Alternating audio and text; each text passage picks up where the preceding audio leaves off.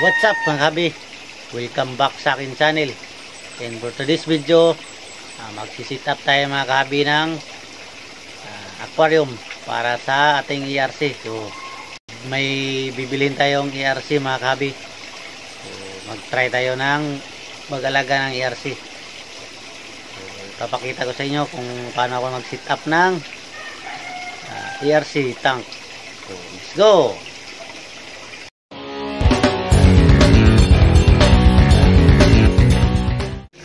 So ito yung aquarium na gagamitin natin mga kahabi. Yan, so may muli dyan. So ito puno pa ng tubig, so babawasan ng tubig to mga kahabi. Bawasan natin ng tubig, saka papalitan natin yan ng malit na sponge filter. Saka ang importante sa lahat is ang PVC. So yan to, ilagay na lang natin to mga kahabi, saka na natin bawasan ng tubig. So yan. So first time pala nating mag-alaga ng crayfish mga kahabi. So subukan natin mag-alaga. Kaya ba natin makapagparami ng crayfish? So yan, isa. Ilagay din natin itong isa mga kahabi.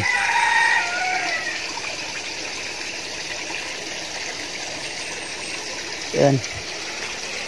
So yung binili pala natin is 5 piraso. So may nag-promo na isang breeder dito sa amin mga kahabi, sa Cebu. So ayan, so actually semi-breeder pa ata yung bibinta niya mga kahabi. So medyo mura lang konti kaysa ibang mga nagbibinta ng crayfish. So yan, yung PVC natin sikretong taguan ng mga crayfish. So kasi pag hindi natin nilagyan ng hide sila, yung taguan nila is maaaring mag-aaway-aaway sila saka mamamatay, lalo na pag nagmumolt. Kasi pag nagmolt yung mga crayfish na crustaceans na yan, hindi na yan gagalaw pag lumambot yung katawan nila. So prone sila sa atake ng kapwa nila crayfish. So, maaring kainin sila mga kahabi. So napaka-importante yung meron yan, merong taguan. So siguro lagyan natin ng siguro mga 4, 2 dito, itong malalaking PVC. So yan lang sit up ko. Yung iba nagpag-sit up may aqua soil dito nilagay, sa akin wala. So ito babawasan natin ng tubig, tapos yung muli na yan siguro yan dyan lang yan, may purpose din yan mga yan.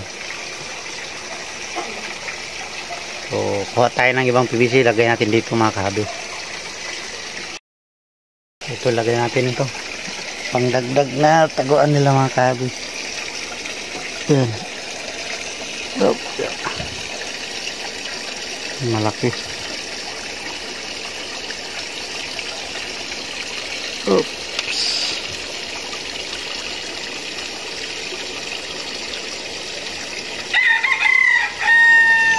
Yan. Ito isa.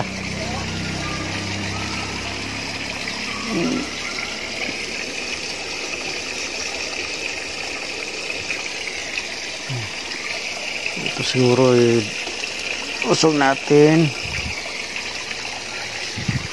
Lagay natin isang malaki. Yup, yeah.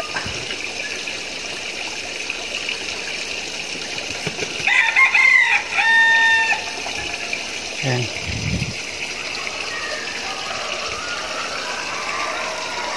Usog natin ito. Maganda tingnan.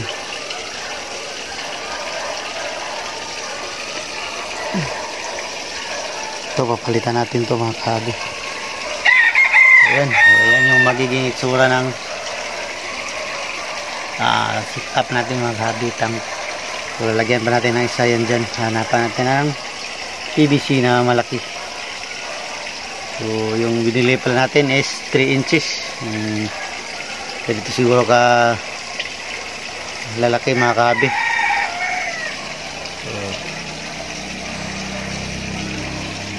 hintayin pa natin kasi malayo, medyo malayo yung pinagbilhan ng crayfish. So, dito banda sa amin is wala pang nag-aalaga. So, subukan natin kung makapagparami pala ba tayo ng crayfish mga kahabi.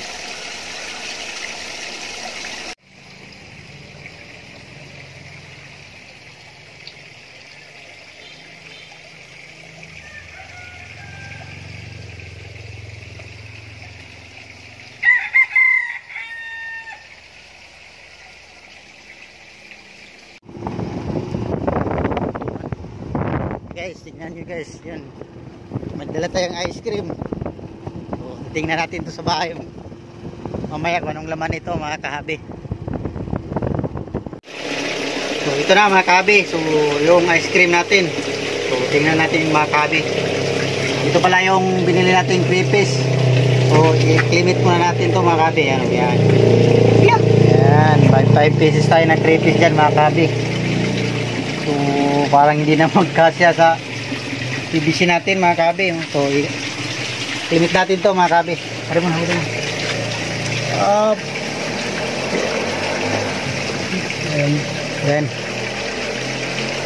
Limit lang muna natin dyan mga kahabi. Para hindi manibago sa tubig. So yan mga kahabi. So pakawalan na natin yung crayfish natin mga kahabi. Ayan. Wala na natin ng crayfish. So hindi sila kasya sa lagayan nila mga kahabi, no? Siguro maglagay tayo ng ano dyan, malalaking PVC. Ayan. Whoop.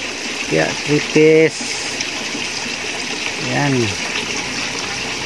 Yan yung crayfish natin mga kahabi. So may bagong alaga tayong crayfish sa wakas. May crayfish na rin tayo. Yan, nagtatago na yung isa. Whoop, yeah. Yun.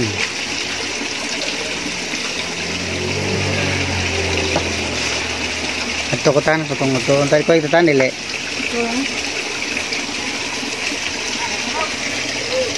So alis tayo mga gabi kasi nawala yung lisensya natin kanina, tapos may nakapulot.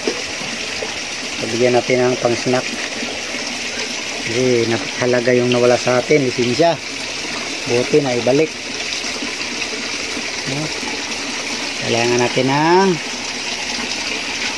pang pasnak. So yan mga kabi, ayan crayfish natin yan, kita ba yan? So 2 male yan saka 3 female. So siguro papalitan natin yung hides nila kasi maliliit pala yung nagawa nating hides, no? So yan isa secure na, yan nagtatago na yung isa. Ito tag-isa, yung kulang ng isa. Pagitag bibisi usatan, mubo-mubutan. Uy,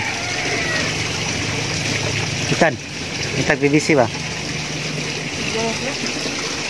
Itag bibisi. Ayan, ayan yung crayfish. Ito ubos ke taas na. Yan, tago na siya mga kahabi. Yun. Yung isa hindi pa nakahanap ng taguan.